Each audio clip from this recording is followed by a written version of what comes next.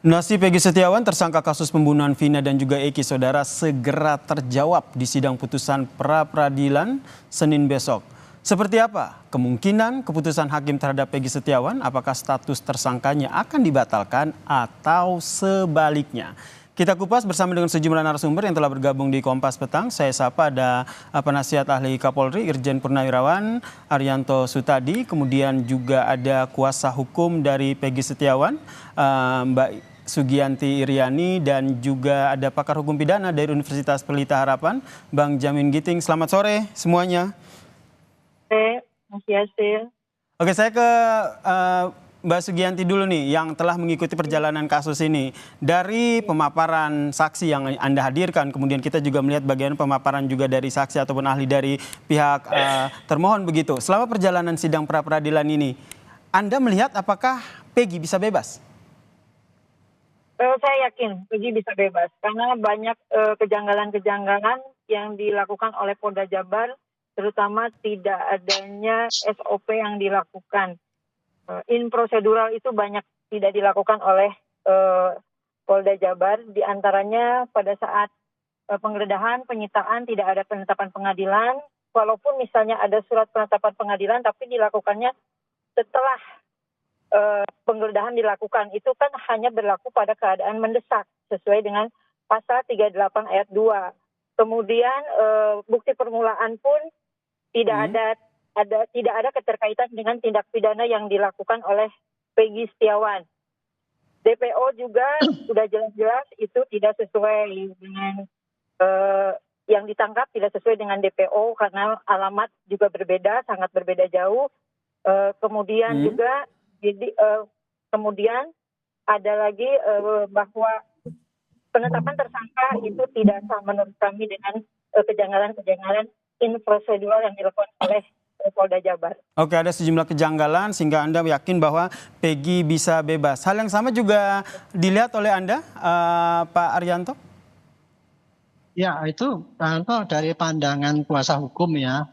Semua apa yang dikerjakan oleh penyidik itu dianggap ada kejanggalan dan melanggar prosedur gitu ya. Sementara dari penyidik sendiri dari semula mengumumkan Peggy itu sebagai tersangka sudah yakin bahwa cukup alat bukti paling tidak 2 untuk menentukan itu sebagai tersangka. Nah, kemudian kemarin di dalam persidangan pra-peradilan kan juga masing-masing masih ngotot ya, masing-masing menganggap benar sendiri, kemudian didukung dengan saksi ahli dan penjelasan-penjelasan.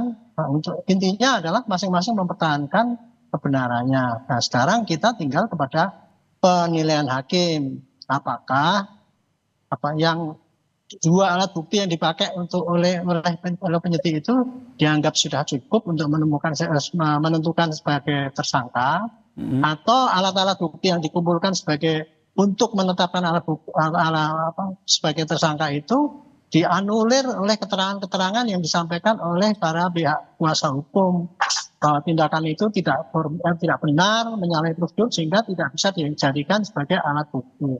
Itu aja sebenarnya permasalahannya sekarang, tapi bagi saya sih itu semua akan pada kewenangan hakim untuk menilainya. Apakah ini intinya kan cuma satu aja Pak, menentukan apakah cukup alat bukti untuk menentukan Peggy itu sebagai tersangkanya.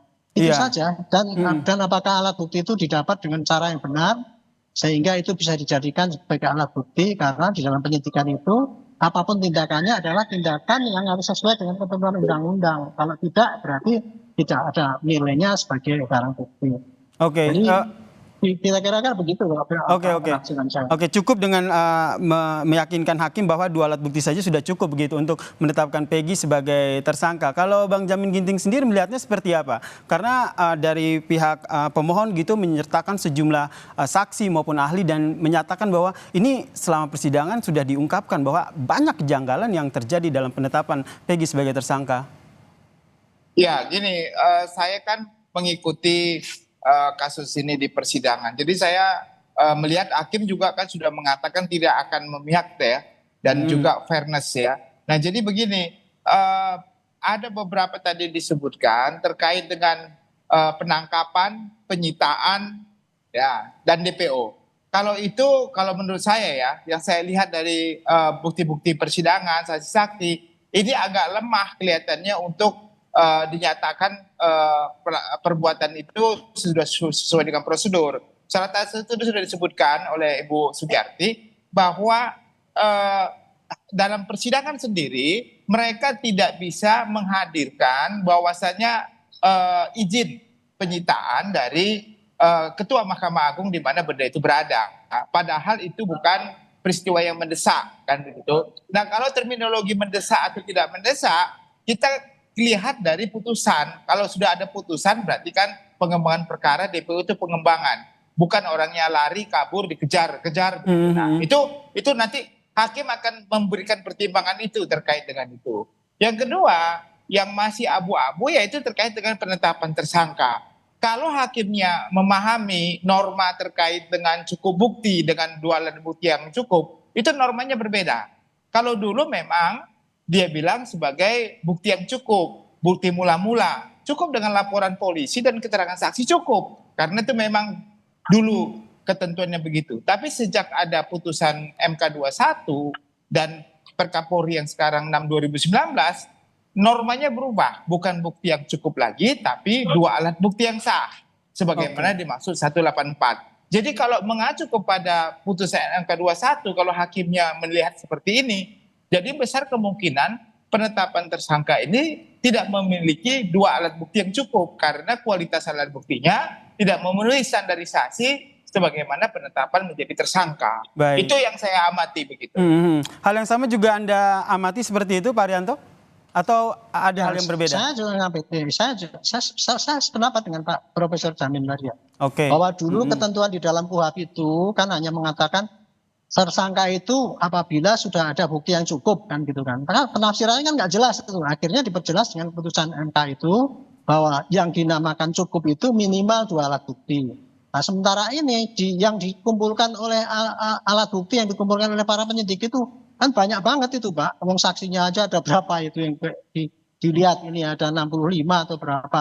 Barang bukti yang disita juga banyak. Apalagi dia mengacu kepada putusan pengadilan yang tahun 2016. Itu juga merupakan bagian daripada alat bukti yang menjadi dasar untuk menentukan Peggy itu sebagai tersangka. Nah, kemudian kan di antara banyak alat bukti yang disita tidak pakai surat izin, kemudian menangkap nggak pakai surat izin dan sebagainya, itu kan disangkal. Mungkin itu untuk penangkapannya dianggap tidak sah. Tetapi ada bukti lain yang mendukung sehingga mencapai minimal dua alat bukti itu untuk menentukan tersangka. Itu masih mungkin terjadi. Oke, ada bukti lain yang akan ada bukti yang dikumpulkan oleh penyidik kan banyak banget itu, Pak, bukan hanya dua. Jadi ketentuan daripada itu minimal dua gitu kan. Itu jadi tergantung dari hakim aja nanti apakah itu cukup apa tidak dengan dianulirnya banyak alat bukti yang kemudian tidak formal cara mendapatkannya itu. Itu pandangan saya. Jadi kalau begini Pak Arianto. Jadi kalau saya melihat konteksnya ini bukan dua alat bukti yang cukup untuk membuktikan pelaku itu adalah benar dia orangnya, tetapi pelaku itu adalah benar perbuatannya sesuai dengan apa yang disangkakan sesuai dengan pasal. Jadi kita bukan kalau dua alat bukti yang cukup menandakan Peggy Setiawan ya benar ada Peggy Setiawan. Tapi kalau apakah perbuatan orang itu 2016 nih ya, kita bicara 2016. 2016 itu pelakunya adalah benar Peggy Setiawan yang disebut sebagai Peggy Peron. Itu alat bukti itu. Nah, kalau hakim nanti menilai ternyata polisi dalam hal ini penyidik dalam 2016 tersebut yang dilakukan penyidikan tahun 2024 itu tidak cukup bukti, tidak ada bukti yang mengarah kepada dialah sebagai tersangkanya untuk bisa ditetapkan sebagai tersangka, bukan terbukti melakukan perbuatan ya. Untuk dijadikan tersangka. Untuk dijadikan sebagai tersangka, apakah ada bukti kuat atau tidak begitu ya? Tidak hanya sekedar cukup bukti atau tidak. Saya ke Mbak Sugiyanti begitu. Dengan saksi-saksi ataupun bukti-bukti yang ditampilkan di persidangan begitu. Apakah ada Anda yakin bahwa bukti-bukti yang dihadirkan itu sudah menjadi sebuah bukti kuat bahwa Peggy tidak bersalah? Saya setuju dengan Pak Ginting bahwa bukti-bukti itu bukan dilihat dari kuantitas, tapi kualitas bukti itu menunjukkan nggak ada tindak pidana yang dilakukan oleh Peggy Setiawan seperti itu. Jadi bukan buktinya bentuknya banyak tapi tidak menunjukkan keterkaitan pada tindak pidana. Kita kan sudah tahu dari kejaksaan pun itu berkas dikembalikan dengan P18 dan kemarin itu di tanggal 2 Juli masih P19. Artinya secara material formil itu bukti tidak terpenuhi seperti itu. Makanya kita yakin bahwa Peggy Setiawan bukanlah pelakunya dan Peggy Setiawan bukanlah Peggy alias Peron yang tertera di dalam DPO tahun 2016 tersebut. Oke, dari sekian banyak saksi yang dihadirkan, kesaksian disampaikan, kesaksian siapa yang akhirnya dapat meyakinkan hakim bahwa Peggy tidak bersalah? Tidak ada saksi-saksi yang menunjukkan kepada Peggy Setiawan adalah pelakunya. Hanya ada saksi Sudirman yang mengatakan dia kenal dengan Peggy Setiawan. Memang betul dia kenal, tapi kan bukan berarti Peggy Setiawan itu pelakunya. Kenal itu karena dia pernah satu SD. Bahkan Sudirman itu kan tidak naik 4 kali dan Peggy pun tidak berteman dengan Sudirman seperti itu. Baik, tanggapan Anda, Pak Arianto? Ya itulah, nanti biar nanti hakim yang menentukan juga. Kalau dalam pandangan saya, ya penyidik ini kemarin itu ya, dia dengan mendasari putusan 2016 itu, Peggy itu adalah sudah termasuk sebagai tersangka, apalagi sudah terdakwa, tapi DPO kan gitu kan. Itu. Nah, kemudian sekarang penyidik menangkap si Peggy yang dianggapnya Peggy yang dia maksud di dalam tahun 2016 itu. Tapi kan ternyata kan namanya Peggy Setiawan itu, ya nggak? Peggy Setiawan. Kemudian dia apakah membuktikan apakah Peggy Setiawan itu adalah Peggy yang dimaksudkan di dalam putusan yang dulu, maka dia cari-cari bukti yang lain untuk menunjukkan antara lain keterangan dari Sudirman bahwa Peggy yang dulu Peron itu adalah teman sekelasnya si Sudirman dan itulah yang dimaksudkan di dalam putusan 2016 itu. Itu cara berpikirnya penyidik seperti itu. Nah, nanti kalau itu dianggap itu beda orangnya, ya biar aja nanti hakim yang menentukan, saya kira gitu.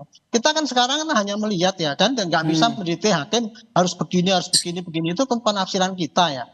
Saya nggak ngerti ya, saya pikir kalau di dalam peradilan itu kita tidak menafsirkan kepada orang itu sampai kepada apa yang dikerjakan. Tapi ini si Peggy ini sudah menjadi tersangka dulu ya. Sejak tahun 2016 itu sudah tersangka malah jadi terdakwa kan. Peggy namanya, Peggy Peron. Nah sekarang penyidik menangkap orang yang dianggap Peggy Peron itu kok beda orangnya kan Peggy Setiawan. Penyidik sudah menunjukkan Peggy Setiawan itu adalah Peggy Peron. Itu aja konsep perdebatannya di situ gitu. Jadi kalau saya pikir ya kita lihat aja nanti hakim nanti mana yang menentukan gitu. Kita lihat saja nanti ya seperti apa nanti diskusi kita ini juga tentu akan bermuara pada esok hari begitu. Bagaimana keputusan dari majelis hakim terkait dengan pra-peradilan dari Peggy Setiawan ini. Terima kasih kuasa hukum Peggy Setiawan, Sugianti Iriani, kemudian penasihat ahli Kapolri Irjen Purnawirawan Arianto Sutiadi dan juga pakar hukum pidana dari UPH Bang Jamin Ginting telah berbagi perspektifnya di Kompas Petang. Salam sehat semuanya. Terima kasih.